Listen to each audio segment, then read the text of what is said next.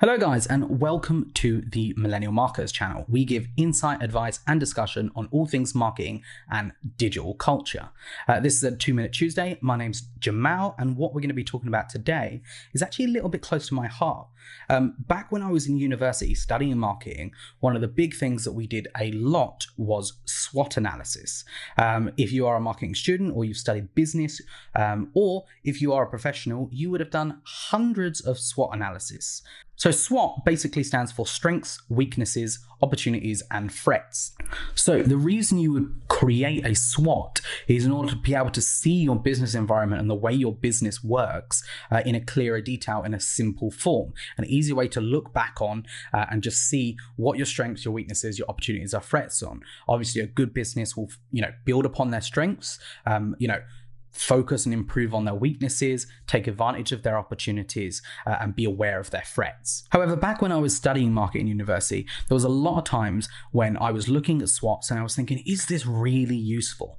So today we're going to be talking about the benefits and also the cons of a SWOT analysis, and why a SWOT analysis is actually really important to be using within your marketing planning. It's very important from a strategic point of view because it lets you be able to see your kind of overall strengths, weaknesses, opportunities, threats from a wider perspective and keep it in one place, especially if you keep it in your marketing plan. Another thing is it allows you to identify the core parts of your firm and see the core competencies. Then from that, you can then build upon, and it helps you identify and set your marketing and your business objectives. If you don't know what your strengths are, you don't know what your weaknesses are, what opportunities are available, how are you able to know what objectives you should be reaching for? And on top of that, you can see your past, present, and future of your company, of your firm, if you've done your SWOT effectively, of course. And then you can use your past and present of your firm and your strengths, weaknesses, opportunities, and threats within that past and present. And then you can chalk out your future plans. Overall, it allows you to synchronize your firm's plans and kind of bring all your marketing, your accounting, all of the different departments towards this one thing that you can look at. Obviously, there should be other things that you should think about as well within your marketing plan, within your business plan. But a SWOT analysis is a nice, simple way to be able to, set those objectives based on those strengths, weaknesses, opportunities, and threats. However, obviously, there is a limitation within a SWOT. It's a very simple model. It's just one kind of table with 4 sections in it that you can put just down strengths, weaknesses, opportunities, and threats. This takes up a lot of the main things that you need to think about, but there are a lot of other things as well. So because it's quite a simple model, it is quite limiting. For example, strengths, weaknesses, opportunities, threats, these can be quite subjective because there's no, specific things within the market of the way you describe these things.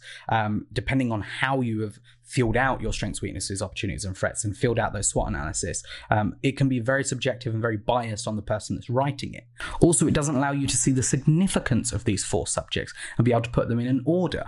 Obviously, these are things that you can do on top, but a generic, SWOT analysis, a simple one, would not put the significance on these 4 subjects. Also, there are things with a SWOT analysis that aren't in control of management, such as, price increases, economic environment, government legislation. These kind of things, they can't be taken into a SWOT analysis, and they fluctuate. So a SWOT analysis can change very quickly over time based on these things, and it's very hard for that to be able to put into a SWOT analysis because they change so quickly.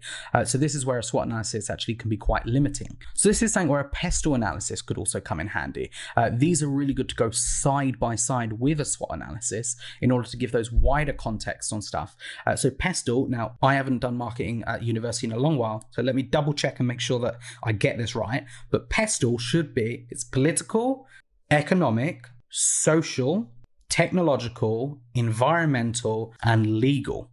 Yes, I got it right. So pestle helps you get those wider external things that affect your marketing and your business, and they go really well alongside a SWOT analysis. Overall, I would recommend you to use a SWOT analysis for your business. I'll put a link down below in the description with an example, with a template for a SWOT analysis, so you can just plug your things in, and also it'll have a little bit about the kind of things you will need to put in each point within each section. Hopefully this hasn't brought, some really bad, anxiety-induced flashbacks to when you were a university student and all you heard was SWOT analysis, PESTLE, Ansoff matrix and stuff like this. But hopefully this has been of value.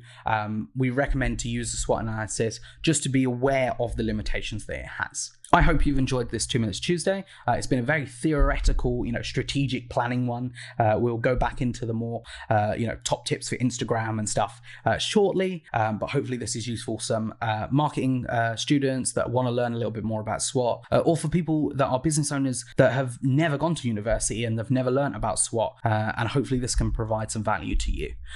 You can follow us on Twitter. We now have a Millennial Marketers Twitter. You can follow us there. You can watch our podcast on this channel, or you can listen to it on all the streaming platforms available. We do have a link down below, a link tree that will send you to all of the places: Spotify, Apple Podcast, iTunes, everywhere that does podcasts. You can also follow myself on Instagram at jhajkura, and you can follow my co-host Daniel at Daniel Najaf. Don't forget to subscribe. And if you press that bell icon, you will never miss a video because you will be notified every time one comes out. I think that's everything. These things, as you guys know, as a marketer, there's always things you got to plug. It does actually help within your videos. Add that into there. That's another top tip, and also just an excuse on why it's so cringe. We will see you in the next video, and have a lovely day.